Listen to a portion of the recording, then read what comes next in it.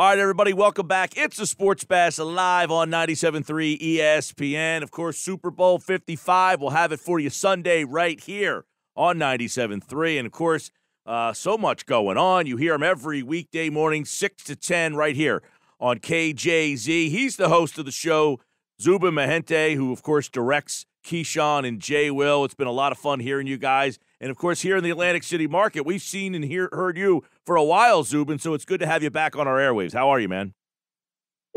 It's great stuff. Yeah, I was there probably, it shows how old I'm getting. It was actually half my life ago. I was 21, 22, just coming out of Rutgers. I'm a Jersey guy. I grew up in New Jersey, as you know, maybe some of your listeners know. But that was half a lifetime ago. But it was great fun. It was awesome to get out there in Linwood. And, it's you never know where your career will take you. So it's great to be able to reconnect with you, Tom Williams, all the guys over the years. But it's going to be an awesome Super Bowl. It's going to be an awesome Super Bowl. I think, it's strange, the Lakers and the Lightning and the Dodgers are probably going to have to be able to live with the legitimacy and the scrutiny of whether their championships are going to hold up 20 years from now. But I'll be honest with you, I haven't heard anyone say, and maybe you have, I haven't heard anyone say that the winner of this Super Bowl is not a legitimate Super Bowl champ. It just goes to show the NFL, again, is so different from every other sport. Well, I'll tell you, that's a great point, Zubin, but it feels like the NFL season had the most normalcy to it. They didn't have you had that wonky little stretch where the Steelers had to play on some random days, but that really only happened one time. Like baseball only had how many games? Basketball had to hit the pause button. Hockey hit the pause button. They played in bubbles. Football played like a normal season, which makes this Super Bowl feel normal. I would say two things to that. The NFL was ridiculed for trying to be bullheaded, pig-headed, stop being so stubborn. Don't you know the world has a virus? I actually feel like they won in the end. And as you know, the NFL is no stranger to criticism, so it's no big deal to them. But I think they have the right to, and we've got to cross our fingers, hope we get to Sunday. Everybody's being tested every day. We saw what happened with the two guys on the Chiefs, Kilgore, and the other guy on the reserve COVID-19 list. But you got to give the league credit. From August 1 to January 23rd, so basically, up until we saw the last teams play, up until the start of training camp, however you want to call training camp, the league conducted just under 1 million coronavirus tests, like 954,000, like 370, something like that. And remember, at first, there was balk. It was like, we're not testing every day, and they did it. And we had DeMaurice Smith on our program this week, the NFL executive executive director, and he said something really interesting. And he said, you have to understand how difficult it was. The owners are aligned, right? We got to play, we want to play, and we'd love to have limited fans, and all 32 were in agreement. But what Smith said was, listen, I got players that are opting out for just health reasons, pure health. And then I got players opting out because they're immunocompromised. To your point, the Titans did something they shouldn't have done, and it cost the Steelers, who did nothing wrong. I got guys making a ton of money that don't need to play this season. I got dudes on rookie deals. I got practice squad, taxi guys, 55 guys instead of 53, all different sorts of money. I got so many dueling constituencies that I have to deal with, and they kept it all together. And I think the NFL, the players are often at loggerheads. They're often conflicting. But I think in this particular case, even though they're at each other's throats a lot, they all came together and they made it work, and they did it when very few people thought they could. So I think that's a great point. They were able to get it done. 256 games over 17 weeks. Like you said, the Chiefs and the Bills had to play on like a Monday afternoon, and the Steelers were pushed. They had to play the Washington football team on a random day, but it all got in. And I think if you would have told me that at the beginning of the season, especially with the way this sport is close contact, a lot of people would have been shocked, I think. Zubin Mehenti is the host of KJZ, weekday morning, 6 to 10, 97.3 ESPN. Big topic of conversation this morning was the Eagles and their quarterback situation. It's really going to be a huge topic of conversation, I would imagine, all offseason. Now that we saw Jared Goff traded, we're all waiting for the next quarterback domino to fall. All eyes are here. You guys debated it all morning, or a lot of the morning anyway.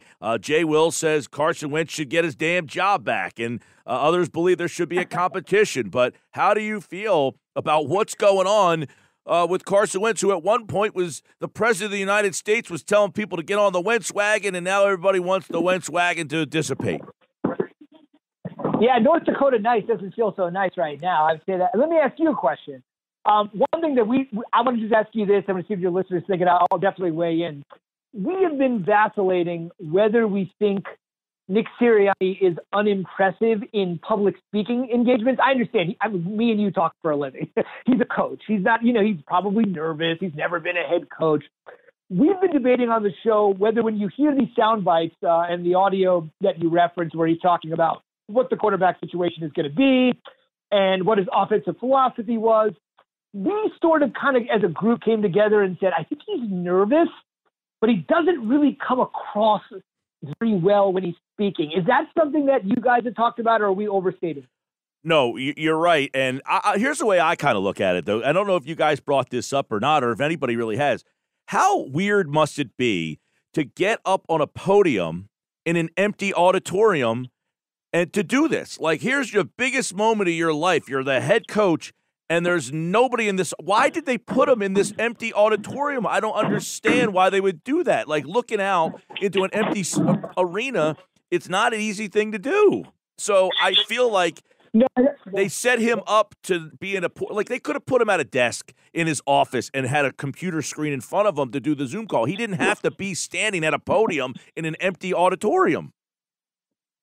I agree with you, but it's funny. Like sometimes first impressions are weird. I remember years ago I was doing SportsCenter long before I did this radio show. So just a couple of years. We started the show in August. So a couple of years ago, I remember when we had a coaching interview in a SportsCenter setup where one of our reporters was talking to this brand new NFL head coach, and I'm sitting there and I'm working with my team, our team. And I remember I said, we watched it and we're like, all right, how are we gonna get this into the show? And the first thing I remember saying was like, man, this guy is just, man, he's super nervous. Like he's just stammering all over the place. And of course it was Matt LaFleur, right? So, I mean, 13-3 back-to-back NFC Championship game appearances, brink of the Super Bowl. So you never know. Based on your thoughts, he always says, follow the money. To answer your initial question, sorry to take us on a detour, but I just thought it was interesting to get your view on that. He just said, listen, follow the money. And that I mean, you know what that means. That means Wentz is going to start. He's going to get every opportunity to start. I thought Jalen has handled this extremely well. I'm a big college football fan, so I've always admired what I call Jalen's slow heartbeat. Everything that happened at Alabama, started as a true freshman, and then the transfer, going to Oklahoma, everything that he's been through, it just doesn't seem like everything or anything is too big for him. And I think going through what he has and handling it the way that he has probably allowed this early tenure to look pretty darn good. But Key's bottom line is, what they have invested in Wentz, what the 128 is all about. And if that's the deal, then that's what's going to happen going into training camp. Sirianni did sort of, I guess, intimate, if we put his words together for him, that it looks like it's going to be an open competition. I guess you could extrapolate that. I think that's fair. What is he going to say right now anyway? He's not going to tip his hand, obviously. He needs to see them both. But Key has always said, listen, it's follow the money. Key said it. He goes, listen, James Harden's getting traded, man. It's just a matter of when. Don't listen to the Rockets tell you we're going to try to work this thing out. When an athlete says he doesn't want to be there, number one, he's not going to be there. Or number two, if it's a money thing, always follow the money. It's a pretty obvious statement, but I think it's something that's worth remembering here, considering the disparity between these two guys financially. It's always, and I don't disagree with him. It's just such an odd situation that there are so many guys this season. You got Deshaun Watson, not happy. Okay, but he's under contract. You got Carson Wentz. Sounds like he doesn't want to be here. All right, but you're under contract, and you're like, how many of these guys who are unhappy can realistically get moved? It's it's like half the league wants to get a new quarterback, or half the quarterbacks in the league feel like they want to get moved. Yeah, so Adam Schefter, our NFL insider, had put out a tweet not too long ago that said he thinks the over-under is 18. Listen to this, 18 of the 32. And he would take the over. All right, it's 2 down, 16 to go, and Deshaun certainly looks like he's probably on the move. Jimmy G is unlikely to be back. And then there's like the toss-ups, like Drew Lock in Denver. Like, who knows? That's like a classic. Matt Ryan, is he too old? Drew Brees is probably going to be retiring, so that's another one you could put there. And what's going on with New England? And it's slowly but surely, you're like, man, that's a lot. Like Tua, they all start just adding up. Big Ben, they all just start adding up. And Adam, I was like, 18, that seems like a lot, but you could see it happening. The one thing I would tell you that I think is really interesting about all the quarterback movement this year especially is, to me, like, and I don't know about you, like, I look, oh my goodness, Goff and Stafford. But to me, look, Goff, 4 years, 3 playoffs in a Super Bowl. And people are like, thank goodness we got rid of him. Like, I'm not sure Matt Stafford can do any better than that. I understand Stafford's on a 2-year deal, but if Matt Stafford plays for the Rams for 4 years, and I think it's reasonable to say maybe they make the Super Bowl, but there's a reasonable chance he's not going to even be able to do what Goff did, which is go to the playoffs 3 times and get to a Super Bowl. So I think everybody that thinks the grass is greener and needs to move on, I think sometimes you need a reality check. Yeah, it's a good point. Now, Sal Powell was on with us on Tuesday's show. I know he was on with you guys today. He mentioned yesterday how the Rams and the Eagles have played this so differently, and they backed their coach, got rid of the quarterback. The Eagles backed the quarterback, got rid of the coach. The coach who, by the way, had beaten McVay multiple times, has won a Super Bowl, had been to the playoffs multiple times, and yet the Rams stuck behind their coach and the Eagles let their coach go. And it just shows you how different organizations view things in different patterns, and Philly is definitely a tough place to make decisions because I don't know that dumping the coach was the perfect move or the right move, but they will be highly scrutinized if this doesn't work out, if Sirianni, in fact, can't handle this. Yeah, and then you throw on top of it, like, what if he bombs out? They could have had the enemy, and obviously, Eric ended his playing career there. I mean, there's all sorts of things. Here's the thing I would say with regards to those situations that you mentioned with Doug and with Wentz. It just goes to show you, and I understand we're living in a society now. Like, I'm 42 going on 62, man. I don't do any social media. I'm an old guy, but old soul. And I understand something that got posted 15 minutes ago on Snapchat is like ancient history. But I would say in the NFL, it just goes to show you how quickly things change in their world. Like, look, I mean, 5-6 years ago, since we crossed over to 2021, but barely. I mean, 5-6 years ago, Cam Newton was unstoppable and was the MVP of the league on a 15-1 team. And now it's like, I'm not sure he can be a starter anymore. That's a half decade. The guy's 31 years old. You got a 43-year-old guy playing in the Super Bowl. Here's a guy that's 31, half decade ago was the MVP. And it's like, now it's like, does anybody want him? And I think it's the same thing with the Eagles. Not too long ago, from the outside, it's a model organization. You know what? They pushed Howie out. Now Howie's back in. Howie's drafted so well. Wentz, they moved up. They got him. Doug Peterson, the former Eagles quarterback. Everything's coming together. The Philly special. And now it's just a handful of years removed from that, even less time than obviously the Newton situation. And now people look at them as a dysfunctional franchise, when not too long ago, this was the model of how you do it. Howie drafting, picking guys, letting Doug make it work. And all of that stuff, it just clicked. And it just goes to show you how fast. Look, I mean, if Jimmy Garoppolo completes a pass to Emmanuel Sanders, I mean, we look at Jimmy G totally differently. Yeah. Patrick Mahomes might even not have that Super Bowl, right? But things happen, and when things happen, the residuals you just can't predict. KJZ airs weekday mornings at 6 here on 97.3 ESPN. Real quick, before we get your thought on the Super Bowl here, Joel Embiid, the Sixers, last year was the most miserable season that you could have imagined, but this year feels a lot different. Does it not feel different nationally? So Jay Williams, who does a lot of NBA for us, he said his MVP, number 1, LeBron, number 2, Joel Embiid. Watching from afar, I mean, and maybe you know him because I know you guys cover all the Philly teams.